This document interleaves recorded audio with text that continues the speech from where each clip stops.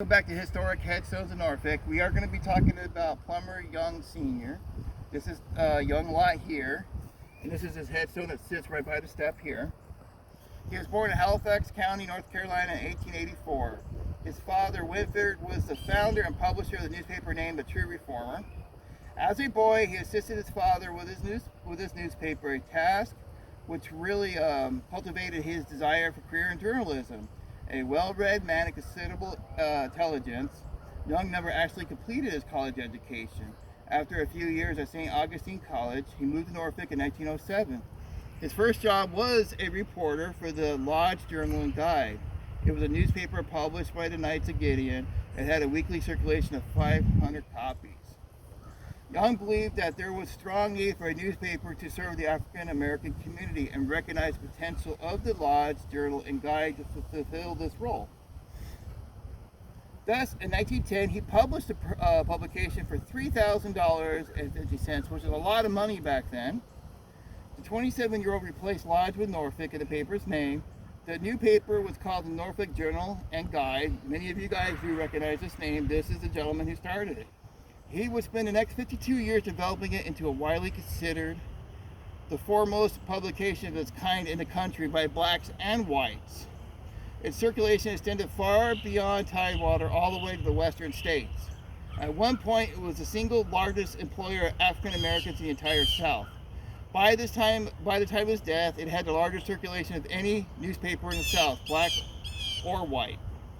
In addition to being a businessman, he was the foremost proponent of the African American advancement in the U.S. He had the same outlook of the situation of his race that was similar to Booker T. Washington. He believed that to advance civil rights, you should be educating, you should be, letting people know, educating them pretty much, not going out in the streets and marching and protesting. He adopted political solidarity, economic cooperation, and the educational development. Among many efforts towards these ends, Young was a founding member of the Norfolk chapter of the NAACP. And he was instrumental in persuading the state to pay black teachers the same salaries as their white counterparts, which is very important. His incisive columns were the most important tool. He believed that black journalists had a responsibility to bring attention to problems faced by their communities, but without resorting to propaganda content. His editorials reflected his philosophy and were widely reprinted in white daily newspapers, first time in the history of the country. He was condemned by some whites for being a frantic and communist sympathizer, by some militant blacks for being cowardly and overly conservative in his outlook. His prominent position and his intelligence earned him the respect of both white and black leaders at the state, local, and national levels. In 1943, he was appointed by President Franklin Roosevelt to Fair Employment Practices Commission, an unofficial black cabinet to advise the president on African American affairs, and he was named to various state commissions by 4 different Virginia governors. He was a member of numerous boards and commissions. Notably, he chaired a Norfolk commission that planned slum clearance programs.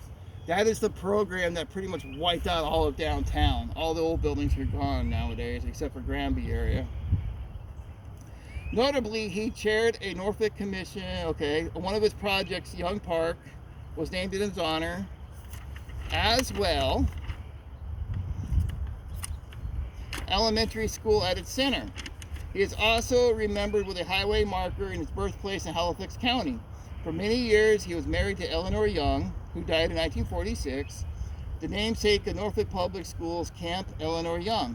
They had 2 sons, P.B. Young Jr. and Thomas Young. After Eleanor's death, he was remarried to Josephine Mosley Young, and she died in 1980. Both his wives were interred with him right here in Calvary. After his son's death, P.B. Young Jr. carried on his father's legacy as publisher of the Norfolk Journal and Guide. Alright, so this is Senior Stone here. This is his second wife, Josephine, and his first wife should be over here. Yep, right here is Eleanor.